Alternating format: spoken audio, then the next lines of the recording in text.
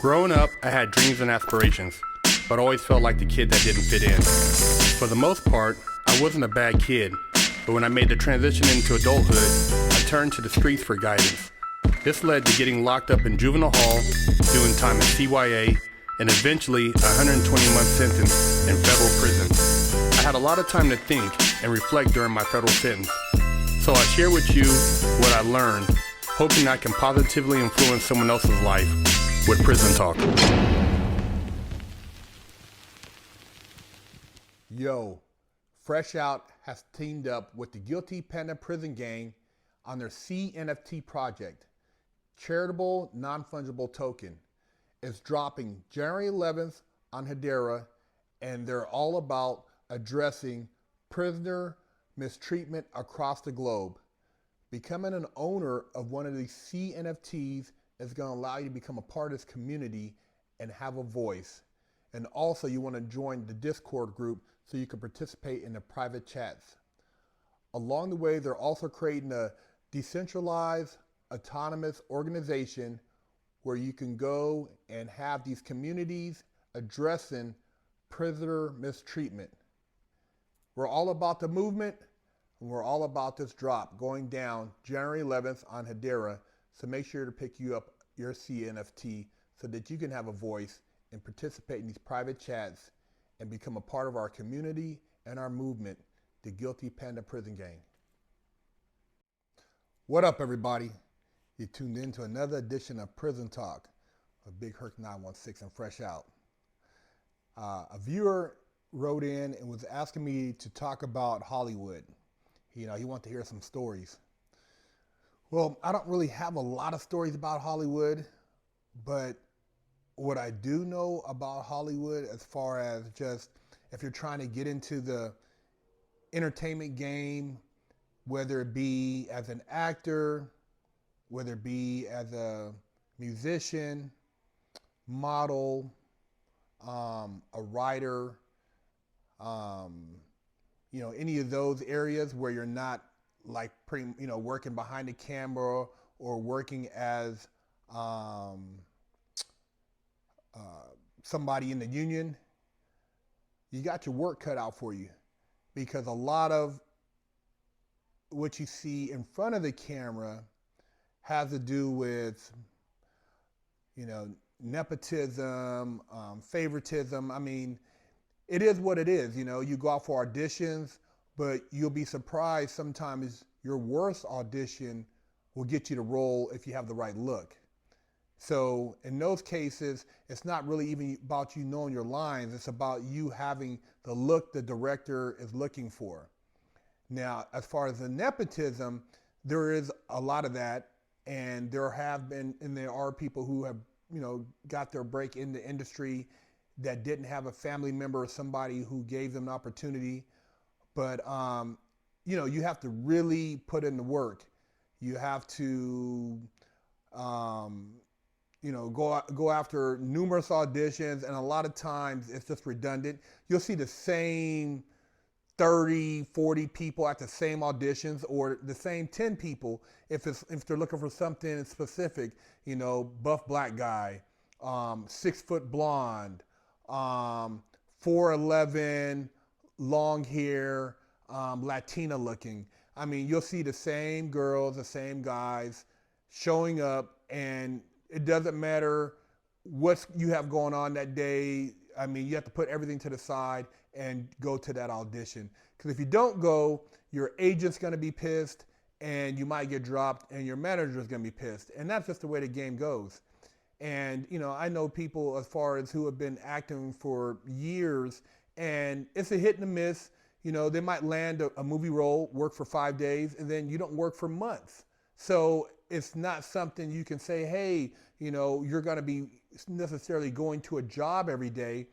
But then there are working actors who maybe have a consistent position on a show, and they're constantly reoccurring their characters. And so, yeah, they work as long as that show is on the air. Now, if you're working maybe as a stunt coordinator, maybe as somebody who's, as a grip or something, your job is a little bit different, because you might, as far as your your work days be working pretty much every day if it pertains to something in regards as far as the scene, and there's a lot of action. If you're a grip, you're there pretty much every day because you're doing stuff with the director and the AD or second AD. So you're pretty much working consistently as long as they're shooting for that particular project. But it's a lot of work, and I know a lot of people have big dreams. And if you're somebody who wants to be behind the camera, as far as a director, you got to work your way up. Unless nowadays you can be an independent, shoot stuff on social media platforms, put it out there, and maybe proof of concept, get lucky, somebody pick you up. But that's a whole nother animal when you go to try to get it on a major network because of the contracts.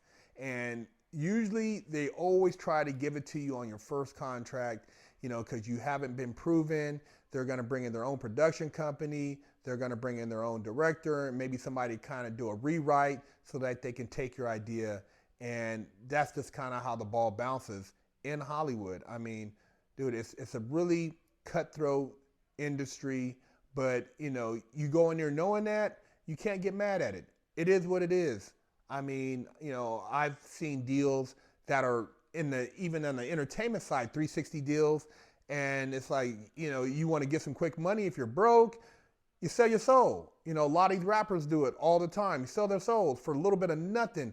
And, that's something you have to be prepared to say no to. And, on that first deal, yeah, maybe you give up a little bit of something, but you don't give up all your ideas on the first deal. You maybe sell a project, but you always have other things that you can fall back on so that now that you have the credit, and you want to make sure you get credit, whether it's creative credit, whether it's, maybe some development credit or fight for an EP credit. You want to have something so that you can show on your resume that you've proven yourself.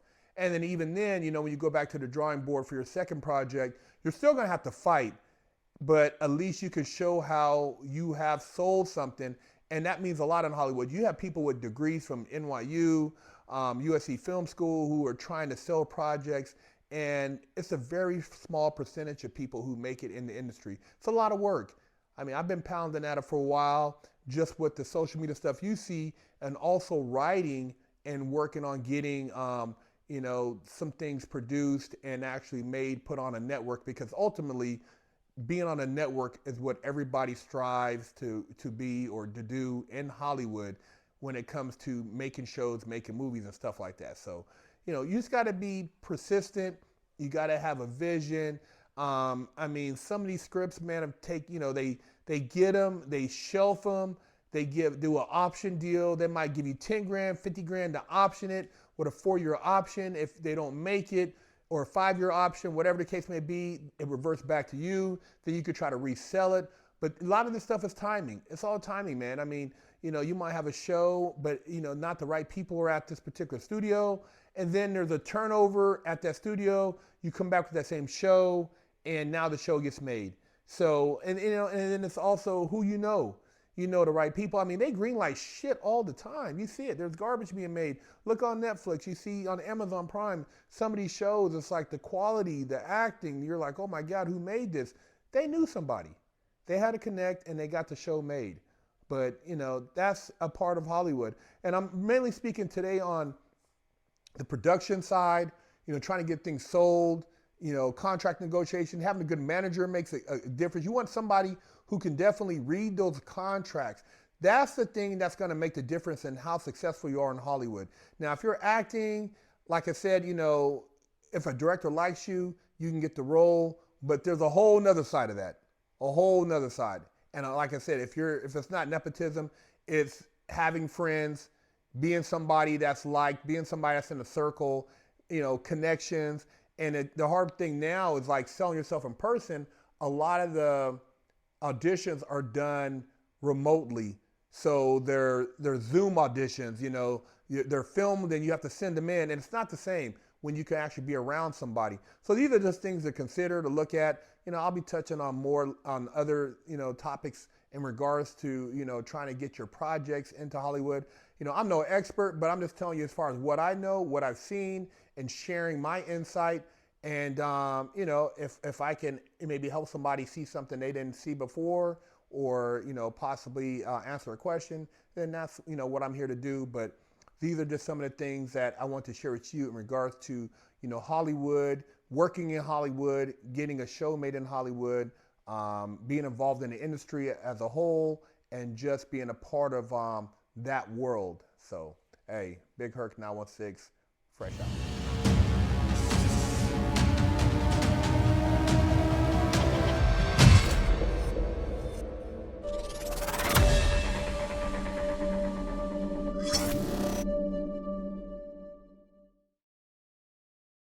I'm Big Herc, and I have over a decade of experience in the prison system. Yeah, I've done a lot of time, made a lot of stupid mistakes, but that's why I'm here with you today, educating you on the Mastermind program by Fresh Out. See, they don't give you a manual when you go to jail on how to survive. They don't tell you how to go take a shower, where to sit at when you go to chow, what to do when you have mail call, how to handle your commissary. So we cover that and a multitude of other topics that are very important, because if you do the wrong thing, you can get your damn wig split. We have over 100 million views as of date on our YouTube channel, but we've put and condensed all this knowledge into this Mastermind program so that you can provide your client with a winning chance. Do yourself a favor and your client a favor and sign them up for our program, so they don't have to get their wig split and they can make it out alive.